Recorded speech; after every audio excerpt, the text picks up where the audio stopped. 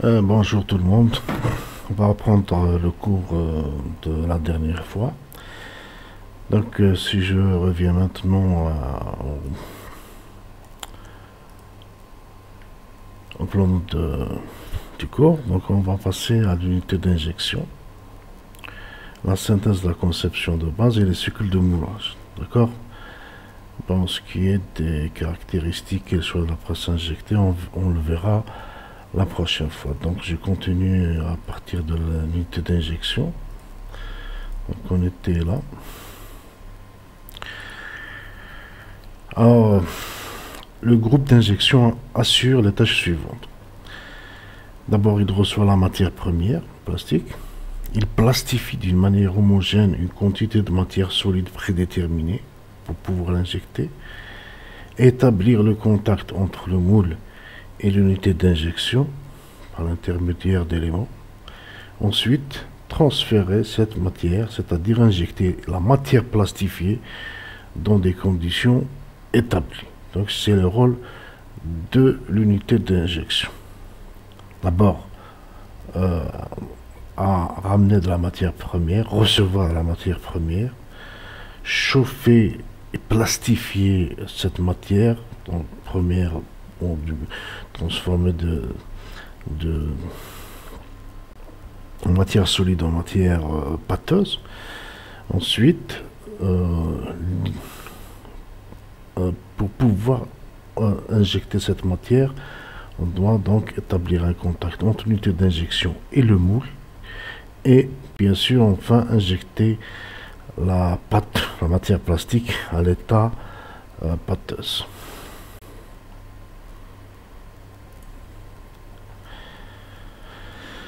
Alors, la plastification, c'est d'abord l'opération qui permet de transformer par rapport de chaleur un produit pulvérulent, plus souvent granulé, en une masse de consistance pâteuse. La matière, lors de l'injection, s'écoule dans la cavité du moule, dont les parois en acier ont des températures nettement inférieures à celles de la matière, c'est tout à fait normal. Alors, ces parois froides figent rapidement la matière qui rentre et créent de cette façon une pochette. C'est une couche mince, presque solide, enveloppant la matière chaude au fur et à mesure de sa progression dans la cavité du moule. Donc il y a au premier contact avec les parois du moule, il y a une pochette, une couche mince qui se crée et se solidifie. La plage de température à l'intérieur de laquelle le moulage est possible se situe entre la température de fusion et la température de début de décomposition pour bien sûr les polymères cristallins.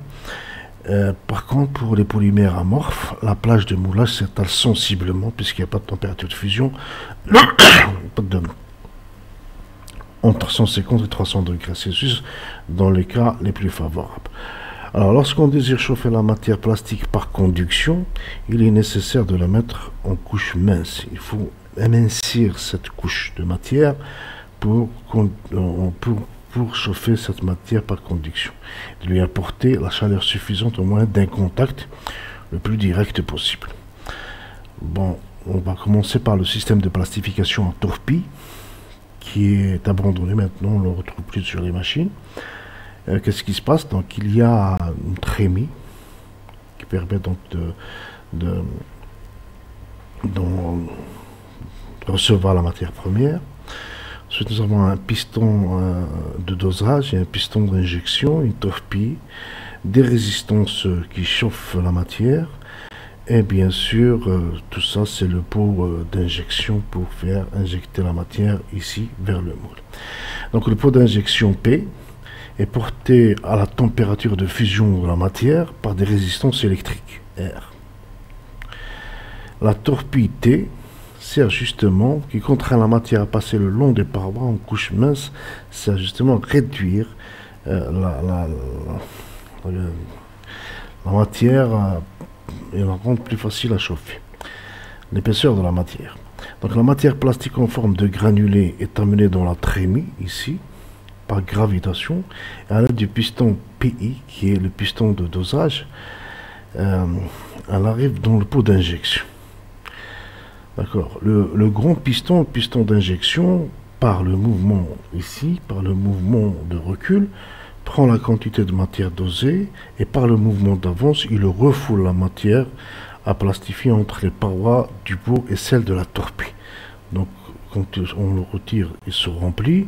Ensuite, on ferme et il pousse la matière à passer au-dessus, autour de la torpille. Donc, pour former des parois minces facilement, pour qu'on puisse les chauffer facilement. Voilà. Le temps de plastification est déterminé par le cycle de dosage. Bon, les inconvénients de ce type de plastification sont d'abord sa faible capacité, le manque d'homogénéité de la matière injectée, les pertes de charge importantes du pot. Donc il y a une perte de charge quand même au niveau du pot d'injection. Ce type de plastification n'est que très peu utilisé à notre époque. Par contre, ce qu'on retrouve le plus, c'est le système de plastification à vis, qui est le plus répandu et on va dire c'est le principal. Donc il y a une vis de plastification, on retrouve toujours les résistances ici. Voilà, nous avons la trémie, il y a une vis qui tourne et bien sûr un fourreau pour la vis. Donc la matière plastique sous forme de granulés est chargée dans la trémie. La vis V est placée dans le pot d'injection P dont le diamètre intérieur est ajusté au diamètre de la vis avec une tolérance très serrée.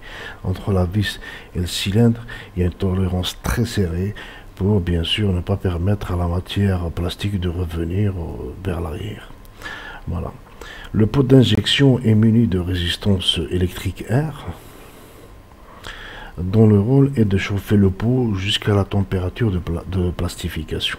La vis mise en rotation entraîne les granulés de la trémie vers l'avant, comprime le polymère contre les parois chaudes du pot et le cisaille. Donc ça permet d'abord de comprimer, de déplacer, de comprimer et de cisailler la matière et de donner encore de la chaleur par énergie mécanique à la matière plastique.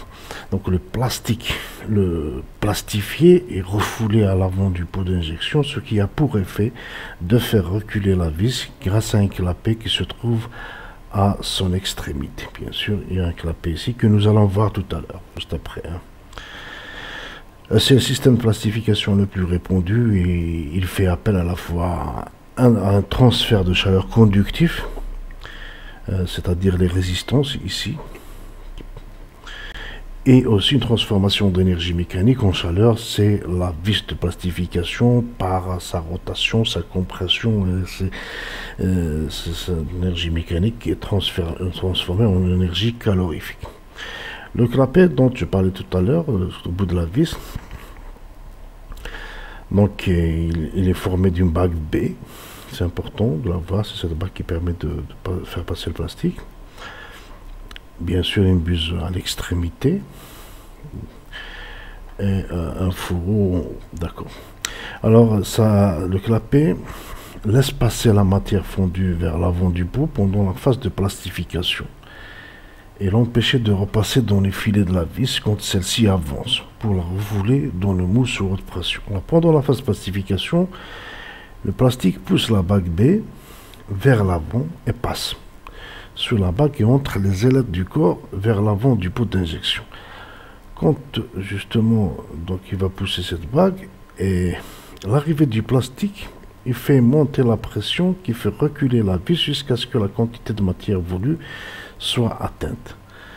Quand la phase d'injection est déclenchée, la vis avance et la bague se plaque sur son siège. Donc cette bague, elle va plaquer ici.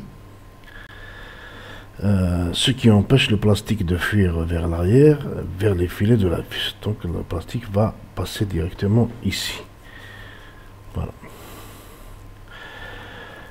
Le pot d'injection indépendant aussi, on peut avoir un pot d'injection indépendant. Donc nous avons vu un système avec un bague. L'avantage de ce système consiste à rendre à la vis sa seule fonction, celle de plastification seulement, et à confier la phase d'injection à un piston indépendant. Donc il y a un piston d'injection ici qui permet de pousser la matière vers l'intérieur du moule.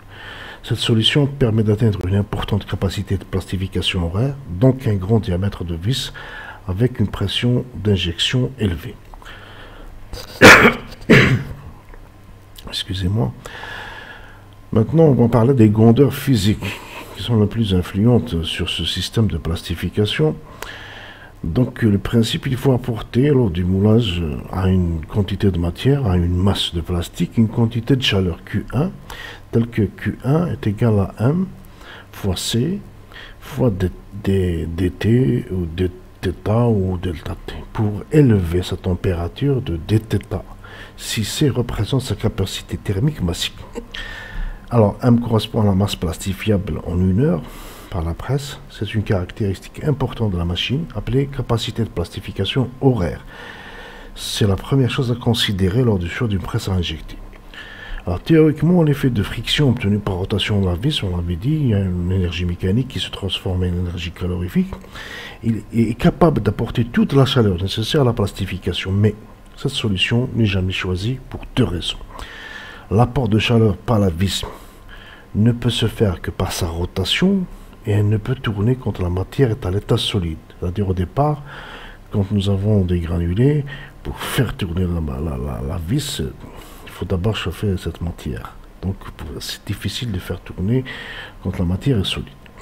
Donc il est très difficile d'obtenir une température de plastification stable uniquement par la régulation de la friction, puisque ça tourne et ça passe de minimum à un maximum. Pour ces 2 raisons, les pots d'injection sont munis de résistance électrique chauffante. Alors, l'influence des grandeurs sur la plastification. La chaleur de plastification Q s'écrit approximativement sur la relation Q est égal K fois S fois dθ fois T divisé par E. Alors, dθ, c'est la différence de température entre la paroi externe et la paroi interne du cylindre. C'est la surface de paroi interne participant à l'échauffement de la matière. E, c'est l'épaisseur entre paroi interne et paroi externe. K, c'est un coefficient de conductivité thermique de l'acier. Et T, c'est le temps admis pour la durée de la plastification. C'est égal à Q fois E sur K S dθ. Voilà. Bien sûr, T est tiré à partir de cette équation. Alors, la plastification dépend essentiellement de S, donc du diamètre de la longueur utile de la vis. Influence des grandeurs. Si l'on admet un rendement thermique de moitié, si on admet que le rendement thermique est de 50%, donc on doit se fournir une chaleur double. C'est-à-dire la source de chaleur qu'on doit fournir, c'est 2Q pour transmettre Q au plastique, c'est-à-dire double. On peut déterminer la consommation d'énergie nécessaire, P, par la relation, c'est 2 fois la quantité de chaleur nécessaire, sur 860. D'où vient ce 860? Bien sûr, P en kilowattheure et Q en thermie, c'est une ancienne unité, thermie. Négathermie. Donc pour actionner la vis, on l'équipe d'un moteur hydraulique alimenté par une pompe hydraulique entraînée par un moteur électrique. Voilà, donc pour l'actionner c'est difficile. Le couple du moteur hydraulique dépend de la pression et sa vitesse de rotation du débit. La puissance installée que réclame la plastification d'origine mécanique dépend du produit, c'est la pression fois le débit. Voilà ce qu'on a besoin de faire. Le rendement énergétique de la plastification dépend de la pression et du couple de résistance que crée la rotation de la vis. Il est donc important de dimensionner l'unité de plastification correctement et d'adapter le profil de la vis à la matière, si l'on veut conserver un rendement acceptable. Alors, comment adapter justement le profil de la vis à la matière? On va le voir juste après. Suivant le tracé de la vis en 3 types de profils. Alors le premier type sert à l'alimentation. C'est le départ, les fonds de filet sont plus profonds et cylindriques et ont pour rôle d'entraîner les granulés vers l'avant de la vis. Donc recevoir les granulés de matière et les envoyer vers l'avant. Lorsque la température de la matière croît, on entame la phase de compression et l'échauffement s'accélère. Ici, la vis a le deuxième type de profil, une forme tronçonnique, réduisant progressivement la section d'écoulement. Le troisième type de profil sert à obtenir une bonne homogénéité vers l'avant final et une capacité convenable du plastique. Le tracé se termine donc avec un noyau cylindrique et un filet peu profond. La section de passage devient faible et la pression s'accroît. Donc le pas de la vis est généralement constant et à un seul filet. La phase d'injection se réalise dans un cadre bien défini qu'il faut connaître. Donc là, on a vu, donc c'est la plastification. Donc on va passer à la phase d'injection. Alors cette phase d'injection se réalise dans un cadre bien défini. Il faut connaître dans le moindre détail, car la qualité de la pièce en dépend directement. Pour pouvoir injecter le plastique dans le moule, nous devons avoir un moule fermé avec une force de fermeture connue, une unité d'injection permettant d'injecter le plastique dans le moule sous une pression élevée, une buse d'injection pour relier le cylindre d'injection au moule, et puis des canaux d'alimentation à l'intérieur du moule et des seuils d'injection par lesquels le polymère passe pour remplir les cavités du moule. Donc il y a des canaux d'alimentation à l'intérieur du moule, et ensuite ils vont donner lieu à des seuils d'injection pour injecter dans l'empreinte. Le principe rhéologique, d'abord l'écoulement visqueux dans une section relativement faible de 0,5 à 5 mm d'épaisseur. C'est ce qui se passe à l'intérieur du moule.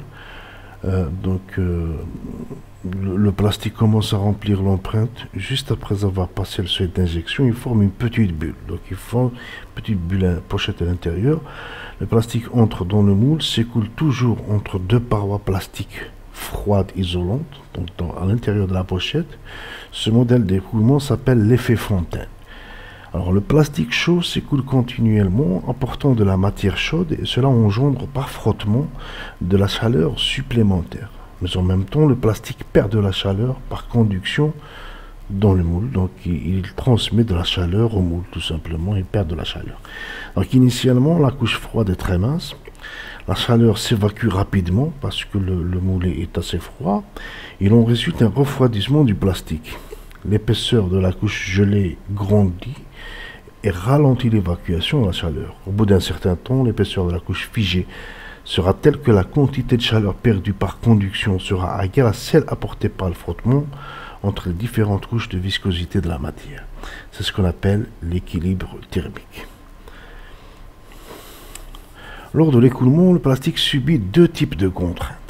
Le premier est la contrainte de cisaillement, qui force les molécules à s'orienter elles-mêmes dans la direction générale de l'écoulement. Et le second est le taux de cisaillement, qui est le rapport des vitesses de glissement. Donc il y a une contrainte de cisaillement, il y a le taux de cisaillement qui vient à partir des vitesses de glissement entre les différentes couches.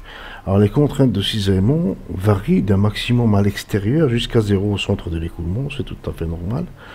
Le taux de cisaillement est nul à la surface, passe par un maximum à la frontière interne de la couche gelée et chute à 0 au centre de l'écoulement.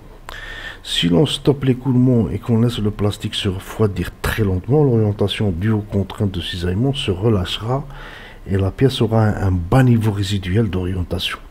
Autrement dit, si l'on refroidit la pièce rapidement sous contrainte, l'orientation résiduelle sera importante. La partie interne de la couche froide est sujette à un niveau de contrainte très important. Quand l'écoulement s'arrête, la matière se fige, bloquant les molécules telles quelles, dont l'orientation est très marquée. Mise en œuvre de la phase d'injection. Qu'est-ce qui se passe? La phase d'injection consiste à établir les paramètres physiques suivants: la température du moule, la température de la matière, la vitesse de propagation de la matière en fonction de la course la vis-piston, la vitesse de déplacement et la pression sur la matière en fonction du temps. C'est ce qu'on appelle la phase d'injection. Ensuite vient la phase de remplissage. Elle-même comporte 3 étapes: le remplissage, pressurisation et la compensation, comme nous allons voir tout de suite. Le remplissage. Alors, l'huile de la commande hydraulique arrive dans le vérin d'injection et de ce fait, le piston, la vis piston se déplace vers l'avant. La vis Donc, la paix de l'embout de vis se ferme et le plastique, sous l'effet de mouvement, se comprime et monte en pression. C'est la première partie, c'est le remplissage. Quand la pression arrive à la valeur qui permet de vaincre la résistance de la matière dans le nez du cylindre, le plastique pénètre dans le moule, passe par le canal d'alimentation, qui devient carotte à la fin, et commence à remplir l'empreinte par son seuil. Donc c'est le remplissage. La vitesse de propagation du plastique dans l'empreinte sera directement liée à la vitesse de déplacement de la vis piston. Vers la fin du remplissage du moule, les pertes de charge des écoulements du plastique deviennent importantes, approchant 70% de la pression disponible. Donc on a une grosse perte de charge. L'injection atteint ce qu'on appelle la phase de pressurisation, de grande pression. Dans cette phase, le travail, la pression hydraulique de commande provoque l'ouverture de la soupape de sûreté qui fait retourner au réservoir une partie du débit hydraulique. Cette perte de débit ralentit la vitesse de déplacement de la vis piston jusqu'à son arrêt total, qui signifie que l'empreinte du moule est remplie. Ensuite vient la compensation. Le moule étant rempli, la phase 10 de compensation commence et se produit alors la commutation. En fin de remplissage, le plastique occupe le volume total de l'empreinte, mais la matière continue à s'écouler avec un très faible débit associé à la compressibilité du polymère à la température considérée. Nous avons quand même une petite partie qui continue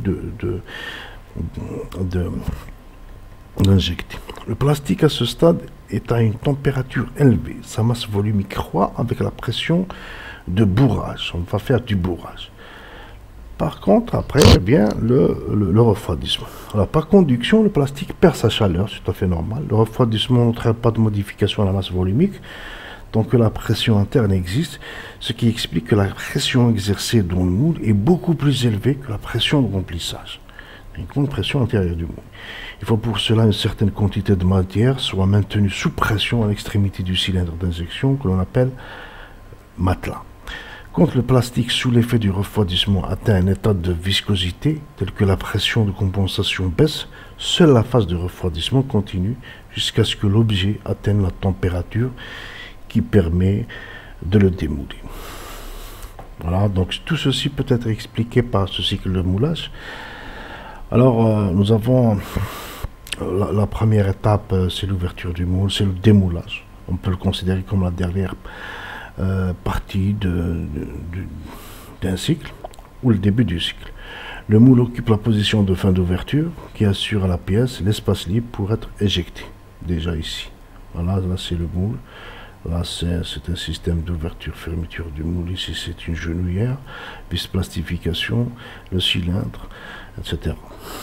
Ensuite c'est la fermeture du moule. Vous avez ici le moule qui se ferme grâce ici à la genouillère. Ce mouvement commence avec une vitesse lente. Donc le début c'est une petite vitesse, puis rapide, et se termine de nouveau lentement pour éviter le choc entre les deux plans, entre les plans de joint, et pour donner le temps d'agir au système de sécurité. Voilà. Là on part à la suite, le verrouillage. Garder le moule fermé. Si le système de sécurité n'a décelé aucune anomalie, la commande peut appliquer la force de fermeture. Selon le système de fermeture, la force est créée par le produit de la surface et de la pression ou par la mise en contrainte des colonnes. Soit c'est un système hydraulique, soit c'est un système à genouillère. Et ensuite vient l'injection. C'est la phase de remplissage des empreintes avec la matière plastifiée et le maintien sous pression pour compenser les retraits. Ensuite, c'est le refroidissement. Il a lieu le temps nécessaire pour que le plastique se solidifie dans le moule. Dans la pratique, on plastifie souvent pendant ce temps, pendant qu'on fait la matière pour le prochain cycle. Pendant qu'on refroidit le moule, la pièce dans le moule, en ce moment-là, on fait la plastification. De plus, si nécessaire, au cours de ce temps, on peut séparer la buse du cylindre d'injection et le moule. Et enfin, nous avons l'ouverture du moule. Le plastique étant suffisamment refroidi pour pouvoir être démoulé, la partie mobile du moule s'écarte de la partie fixe. Voilà, finalement, qu'est-ce qu'on obtient? Comme je disais tout à l'heure, la plastification et le refroidissement se font en même temps. Donc, c'est le cycle en temps. La fermeture rapide qui prend 6 secondes. Passe pression sécurisée en sécurité 1 seconde, le verrouillage 2 secondes, le remplissage 3 secondes, nourrissement 5 secondes, ça c'est la partie injection, remplissage, nourrissement. Pendant que on fait de la plastification au niveau de la vessie, un refroidissement intérieur du moule, ouverture lente du moule, ouverture rapide, fin de l'ouverture lente et enfin démoulage. Donc là c'est à peu près ce qu'on vient d'expliquer avec le temps nécessaire. Et enfin je vais terminer avec les différents types de bus d'injection. Dans la buse classique et la buse ouverte. Dans des buses à clapet actionnées par la pression du moule. Donc là c'est une buse à clapet. Il y a les buses à perte de charge, ici, à l'extrémité. Il y a les buses avec obturateur à tiroir, qu'on fait descendre pour permettre de passer la matière, ou on le ferme vers le haut. Ou bien un obturateur à boisseau. À boisseau, c'est à peu près la même chose. On fait tourner pour mettre... on fait tourner ce boisseau pour permettre à la matière de passer. On fait tourner pour fermer. Il y a des buses actionnées par la pression d'injection. Système... qui est entraîné par le système d'injection. Il y a aussi des buses à aiguille actionnées par la pression du moule, donc soit par la pression d'injection, soit par la pression du moule. Enfin là, nous allons les revoir la prochaine fois, plus en détail le système et les différents types de bus d'injection. Et voilà, c'est terminé pour cette deuxième partie. Je vous remercie et au revoir.